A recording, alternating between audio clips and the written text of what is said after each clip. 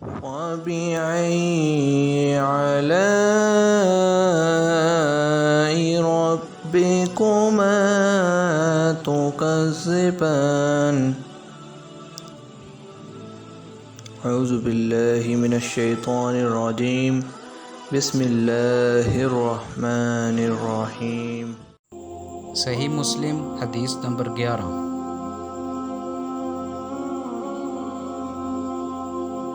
ابو الاحوص نے عبداللہ بن مسعود رضی اللہ تعالی عنہ سے روایت کی، کہا آدمی کے جھوٹ میں یہی کافی ہے کہ وہ ہر سنی ہوئی بات بیان کر دے۔ صحیح مسلم حدیث نمبر 12۔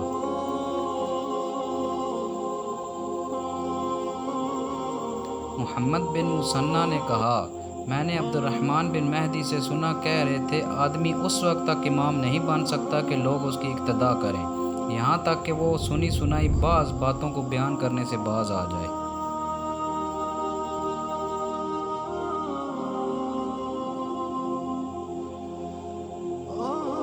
صحیح مسلم حدیث نمبر 13۔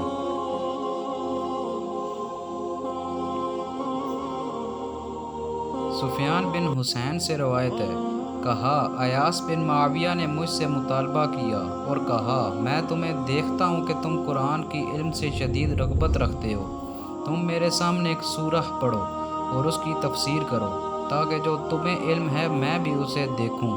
کہا میں نے ایسا کیا تو انہوں نے مجھ سے فرمایا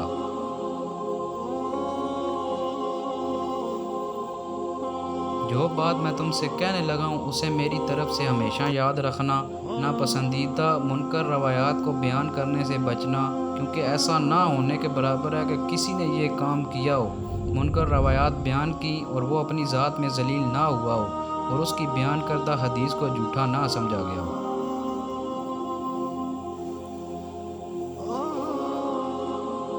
صحیح مسلم حدیث نمبر 14۔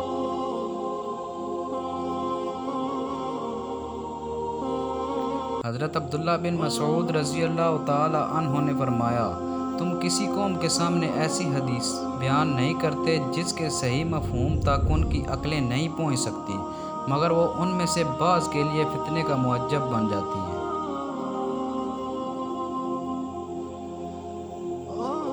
صحیح مسلم حدیث نمبر 15۔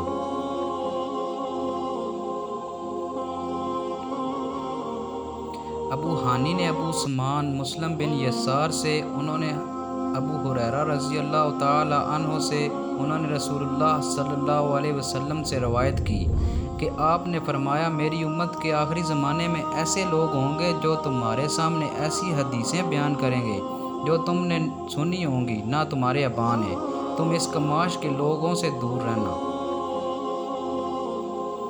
صحیح مسلم حدیث نمبر 16۔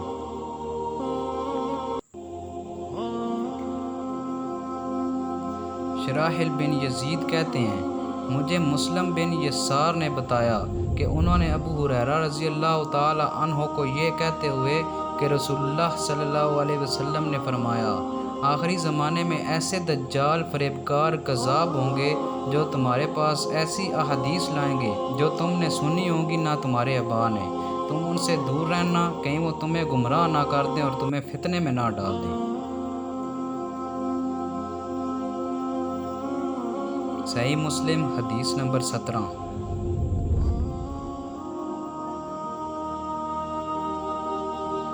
عامر بن عبدہ سے روایت ہے، کہا حضرت عبداللہ بن مسعود رضی اللہ تعالی عنہ نے فرمایا بلا شبہ شیطان کسی آدمی کی شکل اختیار کرتا ہے، پھر لوگوں کے پاس آتا ہے اور انہیں جھوٹ پر مبنی کوئی حدیث سناتا ہے، پھر وہ بکھر جاتے ہیں، ان میں سے کوئی آدمی کہتا ہے میں نے ایک آدمی سے حدیث سنی ہے، میں اس کا چہرہ تو پہچانتا ہوں پر اس کا نام نہیں جانتا، وہ حدیث سنا رہا تھا۔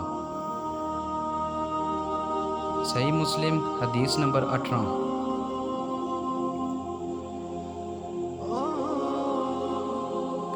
طاؤس نے حضرت عبداللہ بن عمرو بن عاص رضی اللہ تعالی عنہ سے روایت کی، کہا سمندر کی تہ میں بہت سے شیطان قید ہیں جنہیں حضرت سلیمان رضی اللہ تعالی عنہ نے باندھا تھا، وقت آ رہا ہے کہ وہ نکلیں گے اور لوگوں کے سامنے قرآن پڑھیں گے۔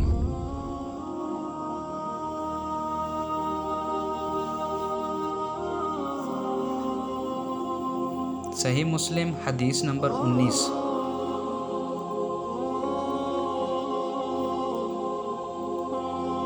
ہشام بن حجیر نے طاؤس سے روایت کی، کہا یہ ان کی مراد بشیر بن کعب سے تھی۔ حضرت ابن عباس رضی اللہ تعالی عنہ کے پاس آیا اور انہیں حدیثیں سنانے لگا۔ ابن عباس رضی اللہ تعالی عنہ سے کہا فلاں فلاں حدیث دہراؤ۔ اس نے دہرا دیں۔ پھر ان کے سامنے احادیث بیان کی۔ انہوں نے اس سے کہا فلاں حدیث دوبارہ سناؤ۔ اس نے ان کے سامنے دہرائیں۔ پھر آپ سے عرض کی میں نہیں جانتا کہ آپ نے میری بیان کی ہوئی ساری احادیث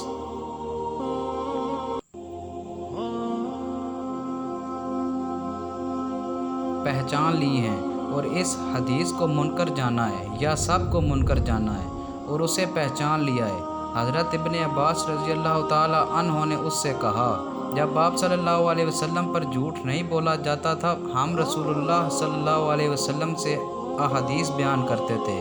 پھر جب لوگ ہر مشکل اور آسان سواری پر سوار ہونے لگے بلا تمیز صحیح و ضعیف روایت بیان کرنے لگے تو ہم نے براہ راست آپ صلی اللہ علیہ وسلم سے حدیث بیان کرنا ترک کر دی۔